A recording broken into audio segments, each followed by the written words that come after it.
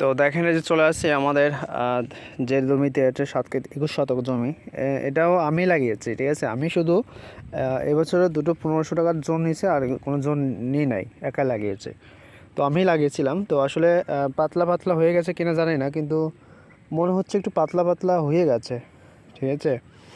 দেখেন এই ধানেগুলো লাগানো, কিন্তু এখন যে জমি হচ্ছে, তো এই জমিতে আসলে একটু ঘন লাগানো ঠিক ছিল, যেহেতু একটু উঁচু জমি। তো বিশেষ করে আসলে জল ছিল, তো এই জন্য বুঝতে পারি নাই, তো পাতলা পাতলা একটু হয়ে গেছে। তো তখন হয়তো সোজা হলে হলে হচ্ছে আপনার মানে ঠিক হবে কিনা জানি না। তো যাই হোক, এখন লাগিয়ে ফেলেছি, এখন তো আর এটা উঠানো যাবে না। তো মূলত এটা হচ্ছে আপনার ধানি গোল্ড। এটাও ওই যে মানে দেখালাম, ওরা কিন্তু এক কাটি করে লাগাতে হয়, ঠিক আছে। তো এটা এক প্লট, আর ওই যে পাশে এক প্লট, মানে আমিই লাগিয়েছি। তো আসলে ধান লাগাতে তেমন পারি না, তারপরও চেষ্টা করছি। এখন বিশেষ করে আষাঢ়ের সময় যখন টুকটুক করে গায়ে বৃষ্টি পড়ে, তখন ধান লাগাতে কিন্তু অন্যরকম একটা ফিলিংস আছে, ঠিক আছে। তখন একটা মজা লাগে। তো সেই তুলনায় তখন কিন্তু ধান যে লাগাতে না পারে, সেও কিন্তু মানে লাগাতে ইচ্ছে করে তার, ঠিক আছে। তো আমিও ওইভাবেই, আসলে বৃষ্টি পড়েছিল গায়ে পিঠে, আর হচ্ছে আমি লাগিয়েছিলাম। তো আসলে কেমন হয়েছে জানি না, যখন হচ্ছে ধানটা ঝাড়াবে বা তখন যদি ধান না আটে, তখন বুঝতে পারবো আসলে ধানটা ভালো লাগানো হয়নি, পাতলা পাতলা হয়ে গেছে। তো আর একটা জমি আছে সন্না।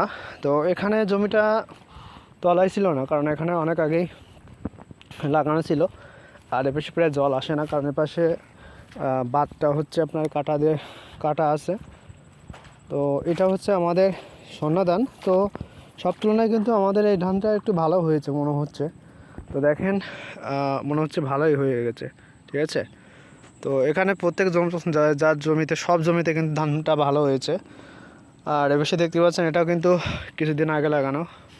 তো আপনারা যদি ধান লাগিয়ে থাকেন, বা মাঠ যদি আপনাদের ভালো লাগে দেখতে, বা আসতে ঘুরতে ভালো লাগে, তো অবশ্যই কমেন্ট করবেন আপনারা এবার কী ধান লাগিয়েছেন, এবং আপনাদের যে মানে তো যাই হোক। তো তারপর হচ্ছে আপনাদের যদি এই ভিডিওটা ভালো লেগে থাকে, অবশ্যই একটু কমেন্ট করে জানাবেন। কারণ হচ্ছে আমি অনেক কষ্ট করে ভিডিওটা করছি, তো আমাদের মূলত হচ্ছে আমাদের ধান দেখতে আসলাম, এই জন্য ভিডিওটা করা। তো সবাই ভালো থাকবেন, আর এরকম মাঠের প্রকৃত দৃশ্য দেখেন।